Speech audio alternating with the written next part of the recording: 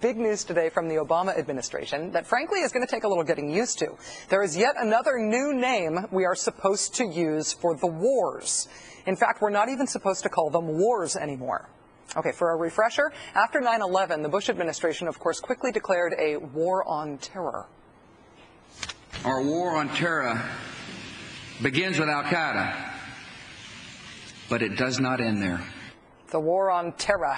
The war on terrorism. That's what we were first supposed to call American military action after 9/11. And if you want to get picky, a war on terrorism is a war on a tactic, which is kind of a hard thing to win, and a war on terror itself is a war on a bad feeling, the feeling of terror, which is also sort of hard to declare victory over. Eventually, the word global was added to the phrase war on terror. It's a victory in the global war on terror.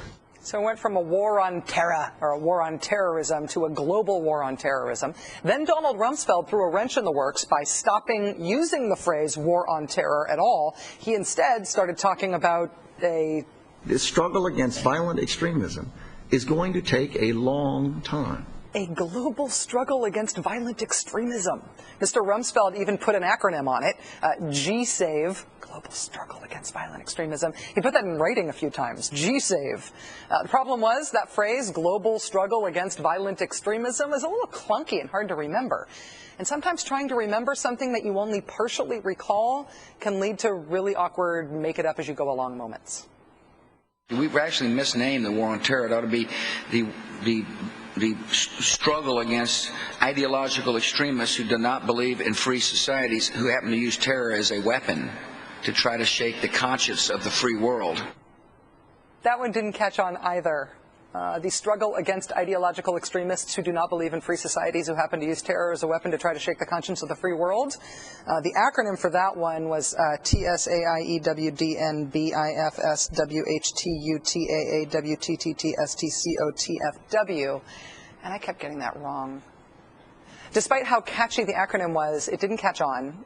To simplify, there was a brief effort to recast all of those things as simply the long war. West Point has given you the skills you will need in Afghanistan and Iraq and for the long war with Islamic radicalism. As in the long war. Hey, Muslims, we're going to stay in your countries for a long time. So that one never really caught on either, even though it was easy to remember. Now, after all of those etymological iterations, after all of those different brand names have been tried and found wanting, President Obama's administration has picked something new, and they've put it in writing. Al Kamen in the Washington Post reports today that speechwriters and other Pentagon staff have been notified by email as of this morning that per instruction from Obama's Office of Management and Budget, quote, this administration prefers to avoid using the term long war or global war on terror. Please use overseas contingency operation.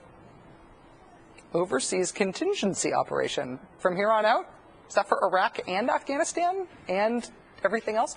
Overseas contingency operation. OCO. That's going to take some getting used to. And probably some explaining, too.